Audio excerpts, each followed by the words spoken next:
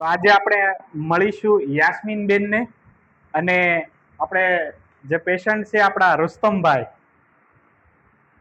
રુસ્તમભાઈની જો તમે એની સ્માઇલ જુઓ આજે, અને રુસ્તમભાઈને જે પેરાલિસિસ થઈ ગયું છે ને, આજે 3 વર્ષ થઈ ગયા પેરાલિસિસની અંદર. 3 વર્ષથી પેરાલિસિસ છે. અને જ્યારે અહીંયા આવ્યા ત્યારે એનો પગ કે ચાલવાનું બહુ ઓછું કામ કરતું હતું અને સરખી રીતે કામ બી નહોતું કરતું, જે 3 વર્ષથી પરેશાન થાય છે.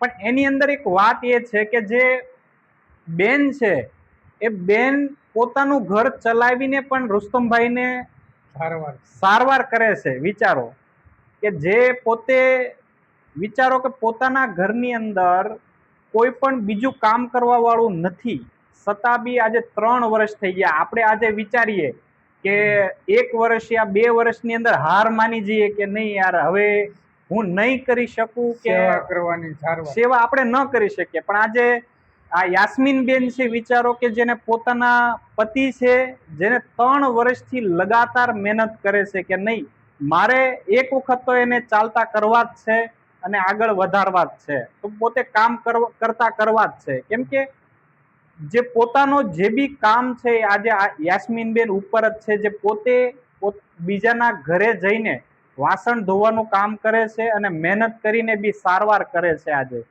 આજે મને બી પોતે એમ થાય છે કે આ મહેનત કઈ રીતે કરી શકતા હશે. કારણ કે આપણે પોતે વિચારીએ કે 3 વર્ષ સુધી એકને એક ટ્રીટમેન્ટ, જે ફિઝિયોની એકને એક ટ્રીટમેન્ટ, જેની અંદર ખર્ચો બી ઘણો બધો દિવસનો થાય છે, તો બી છતાં બી યાસ્મીન બેન પોતે ખર્ચો ઉઠાવે છે અને પોતે કરે છે. તો આપણે રુસ્તમભાઈને બી પૂછીએ કે તમને અહીંયા કેમ રહ્યું આપણે આપણી ટ્રીટમેન્ટની અંદર? ઘણું સારું, પહેલા કરતા ઘણું સારું રહ્યું. પહેલા કરતા ઘણું સારું રહ્યું. યાસ્મીન બેન તમને કેમ લાગે છે આપણી મહેનતની અંદર? મને બહુ સારું લાગે છે.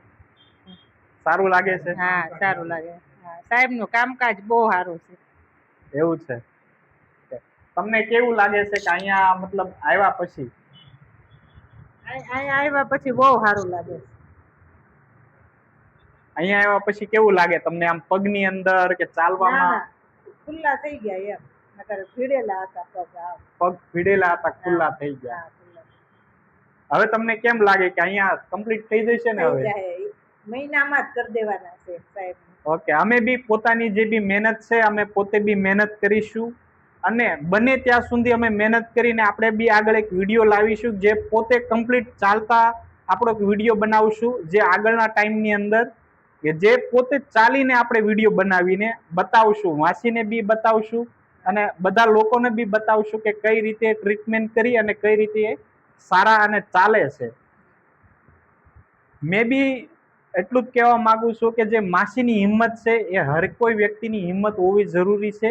એક દિવસની અંદર પેરાલિસિસની અંદર ચાલે ને ચાલે, હર કોઈ વ્યક્તિ ચાલે જ છે.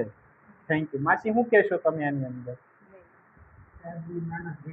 સાહેબની મહેનત ઘણી છે ને, અમે અહીંયા આવ્યા પછી બહુ સારું છે. બહુ એટલે બહુ જ સારું છે. ઓકે, કરી દો હવે થઈ જાય એટલે. ઓકે.